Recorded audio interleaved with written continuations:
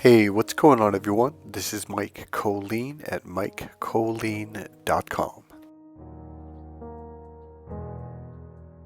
Alright, so I found a way to finally cap off and express what I've been trying to say in at least a dozen videos of the last year, even videos I just very recently made. Now, the video that I have right before this, it's a few hours before, maybe about 3 or 4 hours before this one at 1 o'clock California time. This is capping off that video because I found a better, quicker, faster way to get the message across of what they've been trying to teach you and to get you to understand for literally thousands of years, 2,000 years. So the video before this one the title is "It's Done. The Price Has Been Paid." You have your full emotional freedom. And on the image it says, "It is done, it has been paid." So that's the video before this one. It's definitely one of my shorter videos. I think it's about, let's see, I can tell exactly. It is 17 minutes and 45 seconds. Hopefully this video will be shorter. Okay, I turned the music down a little bit. The music volume will go down a little bit more in about 60 seconds. Okay, so everyone on this channel and around the world, there's been a big movement that's going on. Now, everybody wants this whole system to change. People are tired of it. We've been tired of it because it's wrong, it's unfair, it's cruel, and it's just downright evil. So do you really want it to change? Because you have the power to change it. The entire system, all of it, from our laws, street laws, to our social rules, to our social values, to our taxes, everything is based, to even our religions, everything is based on one thing. In fact, as I'm thinking about this, I was saying this to my bookkeeper, to my tax lady. Not in the way I'm going to say it to you, but you'll see. I'll repeat it in a second. Our entire system, include even our educational system, it is all based on one thing: fear. Let me take a step back. It's all based on control, them controlling us, and it's controlled through fear. I remember about 10 years ago, I was at my tax lady's office and we're doing my books and stuff, and I forget what I said, but I was so afraid of making the littlest mistake. And she goes, "What are you so worried about?" I go, I'm afraid of making a mistake and doing something wrong because I don't want to get in trouble. And I said something to the effect that, like, everything is so terrifying when it comes to this. It's just like, and I forget how I said it, but basically, like, there's so much fear behind this. This is why I had her, and then I had an accountant, legal, I'm forgetting the word right now, accountant to make sure everything was done right and legal. And I go, and she's like, "Well, Michael, you don't have to pay as much if you do this." And I go, "You know what? I don't care. I'd rather pay more than pay less because I don't want to get it wrong." That's how much fear I had. And I said, I wish they would make it more rewarding, where you get rewarded for this, and it's like a positive, not an affirmation, but a positive influence. Like when you pet a dog when it does good. You know what I'm saying? And so she's, "Well, it's got to be this way because otherwise people won't pay the taxes, blah, blah, blah." I said, I don't know if that's necessarily true. I think a lot of people get frozen in their tracks. I think they literally freeze up because of how afraid they are of the system. What I'm trying to say is the system has been using fear to control us. Now, let me get really specific on what I mean. What do you mean fear, Mike? Shame. It really comes down to shame and humiliation. That's really what everything is based on. If you want to break the system, if you want to change the system, you have to finally do what Jesus was sent to do. Let go of your shame. Stop letting them shame you and realize it is a tool used to beat you down, to close down your mind, to disconnect from your larger right brain, so you're operating out of the narrow focus, so you can't see what they're doing to control you. See, I see it. It is clear as day. So when some narcissist tries to come up to me and to shame me or to blame me or guilt trip me or any of this bullshit, I just look at him like, wow, whatever, dude, nice try. Sorry, not today, Satan. I actually finally understand what that means. I finally really understand what that phrase, sorry, not today, Satan. It's what I told you in the last video. Jesus, you got to watch the last video. I'm not going to repeat the whole thing. I'll give you a little bit. Jesus paid the price in full. It's been paid for before you were even born. But they know that you don't know this, and they've tricked you. They've tricked the churches. They've used the leaders to give you the wrong message. The message, go read it for yourself. You don't have to believe me. Go read the Bible. It is clear as day. Jesus paid the price. It is done. Go watch the last video. So you don't have to feel shame anymore. It goes all the way back to the book of Genesis. Adam and Eve in the garden with the serpent. The serpent tricked them. You know, to sit there and blame women for that is a load of shit. It's the worst form of gaslighting and what's the other word? Deflecting from the truth of what really happened. Mankind got shamed. It's not just about Adam and Eve. That is an example of what we're going through. Here is their biggest fear, is that we finally realize, oh, I get it. So you use shame and humiliation tactics to keep me under your thumb, to keep me down. Once you realize that, the shame goes away. And when the shame goes away, the whole system falls apart. Without shame, their system of control does not work. All right, let me read what I wrote down because it's written very clearly. The entire system is built around shame. So if you have no shame, then their entire apparatus of control falls apart. Do you get it now? They can't control you. That's why it said in the last verse in chapter 2 of Genesis. So Genesis 2 verse, I think it's 25, the very, very last verse, is when they were in the garden with God. It says they were naked and they were not, N-O-T, not ashamed. So if you could be naked around God and be okay with it, and God's okay with it, what happened? The serpent tricked you. Because after they ate of the fruit, the serpent said, oh, look, you're naked. And they're like, what's naked? Well, that. So they had to cover up. Now the covering up really was covering up your right brain, the emotional processor, okay? That's the feeling processor. So what happens is when God came in the garden in the cool of the day, the cool of the morning, and said Adam and Eve were out there, and it said, and they hid. What happened was they hid from their right brain, the five senses, which is the open brain, which is the spiritual, creative, emotional processor. The open brain, the open door to God. So when you hide from that brain, you hide from God. Because you're ashamed of yourself. You don't think you're worthy. You don't think you're good enough. What I know that you may not have quite seen yet and absolutely know, Jesus came down and died for you to get rid of the shame game. If someone comes up to you and says you're not worthy, you should be ashamed, shame this, guilt this, shame, fear, humiliation, because they use humiliation tactics to shame you so you shut down, which means cut you off from God. Anyone who tries to cut you off from God, what do you think they are? Yep, they're a demon, or at the very least, they're working for Satan. Period. End of sentence. Anyone who's trying to cut you off from God is not good. They're a narcissistic serpent. Period. End of sentence. Okay, here's my reason for saying it like that. It's so easy once you get it. Now, the minute, for example, let's say someone comes on my channel and says, oh, this is wrong. This is blasphemy. Oh, this is against the teachings of Jesus. The minute I hear that, boom. Sorry, Satan. Not today, Satan. Bye.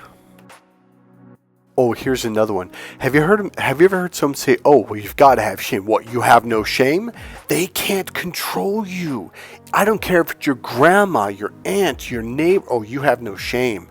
You're right, I don't. I'm a healthy human being. And I'm not a slave either. That's how they control slaves. They use shame. You can walk off the plantation. Oh, you didn't know you were a slave your entire life? Yeah. You've been getting controlled from day one, and it was based on fear and shame. And do you think that's what Jesus supports? Hell no. All right, let's do that. Think about this. Would Jesus do that to a child? Would Jesus do that to an innocent person? Would Jesus do that to a person who's doing everything they can to be a good person? No, he wouldn't even do that to a bad person. If Jesus was with you, how do you think Jesus would be towards you? Kind, loving, compassionate, understanding, and helpful and supportive. So the whole idea of believing this satanic, and it is satanic, ritual of shaming and guilting, hurting someone, belittling someone, gaslighting, devaluing, deflecting, and all. See, that's it right there, deflecting. Shame is just a deflection technique. So the whole idea of believing that somehow that's a healthy thing or a good thing, it's not. Shame itself is a negative, toxic energy. So is guilt, so is belittling, so is anyone making anyone small. Anyone who shames you, even a church elder. Anyone who belittles you, even a church elder. Anyone who humiliates you, shames you in public, even a church elder, a church member, a pastor, a minister, any of them. Anyone who says you are unworthy of the Lord. You are, here's what, okay, watch this. You're a child of God. Of course you're worthy. Do you know who's not worthy? That's right. The serpent, the narcissist, the seed of Cain. They just revealed themselves when they said that you're not worthy. The reason why they say that is because they know that they're not worthy. Because they are the seed of Cain. They are the serpent. They are the narcissist. They are all one and the same thing with different names. It constantly changes its name. Nowadays, they call it a narcissist because most people think a narcissist, oh, those are just people that are vain and arrogant. They like to look at themselves in the mirror. Oh, no. Oh, no. They're much worse than that. That's why they constantly evolve and change their name.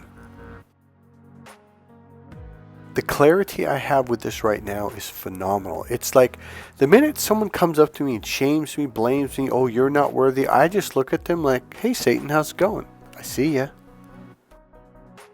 It's so easy. And I'm telling you, it'll be family members, it'll be church members, it'll be people that have been acting like they're your friends forever. I'm going to tell you, okay, if you take one lesson, here it is. If you walk away from someone feeling low, feeling humiliated, feeling guilty, and you don't know why, because they're doing narcissistic tactics, I guarantee you're dealing with the serpent. Now here's another approach I wanted to use earlier on in this video.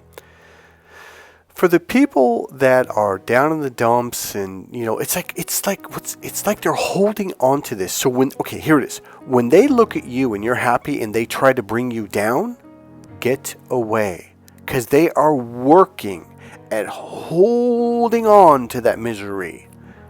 That's the person you let go of. It's like they're miserable and they're trying to make you miserable. Guess what? That's not your friend at all.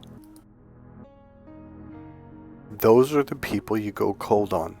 Those are the people you just don't talk to. You don't even have it. Don't even try to have a discussion. It'll be a pure waste of time.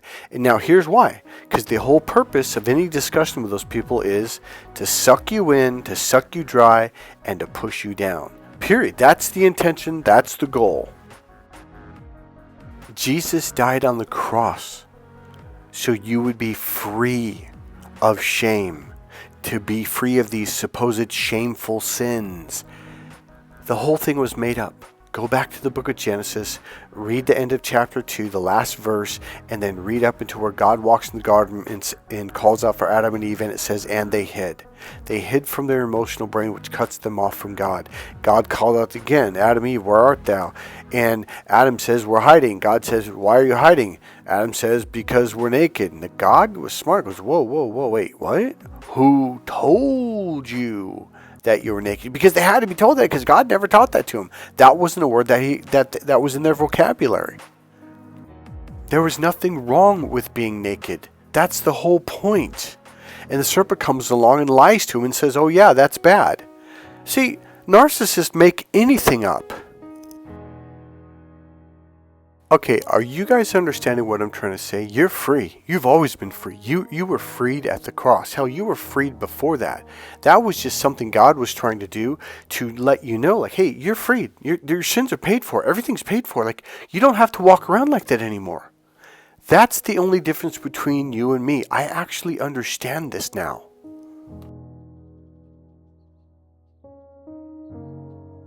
Do you know who else understands this? Narcissists, demons. They know that you're free. They know you were free before you were even born. But they don't want you to know that. That's why there's a worldwide, constant, consistent, daily, literally 24/7, 365 days a year, round-the-clock effort to shame everyone. I'm telling you, go into the store and notice how many of the employees will give people dirty looks and the humiliation, or they'll say something, oh, you're stupid. I mean, and the customers, and it is a constant battle. But it doesn't have to be.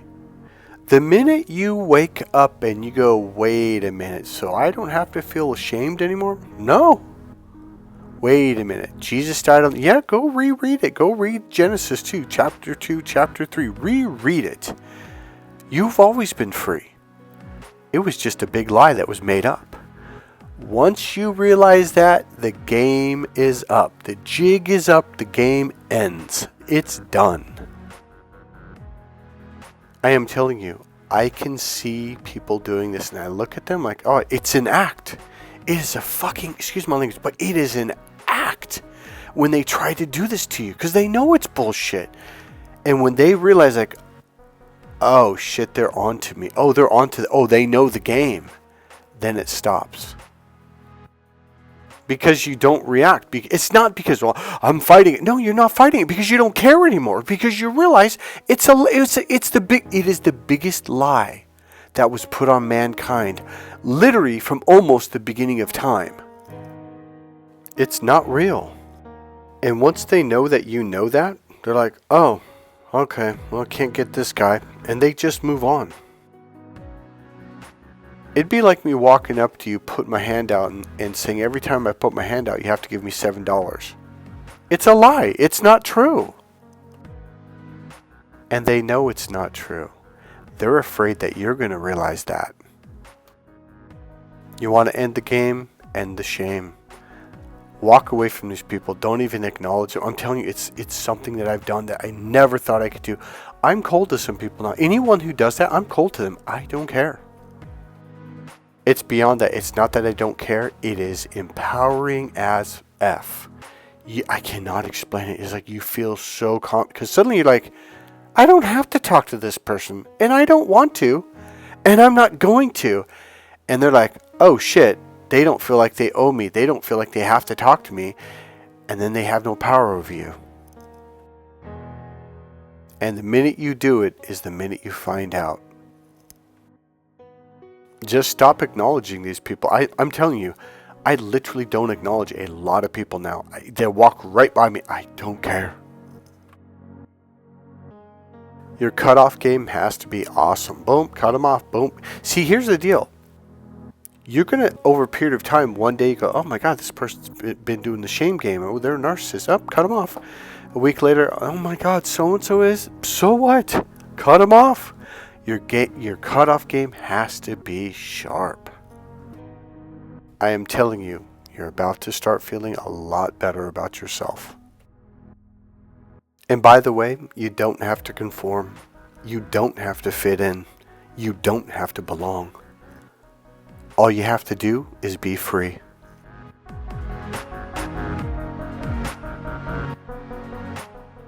So now this makes me a marked man. So I have to leave a notice. I am not suicidal.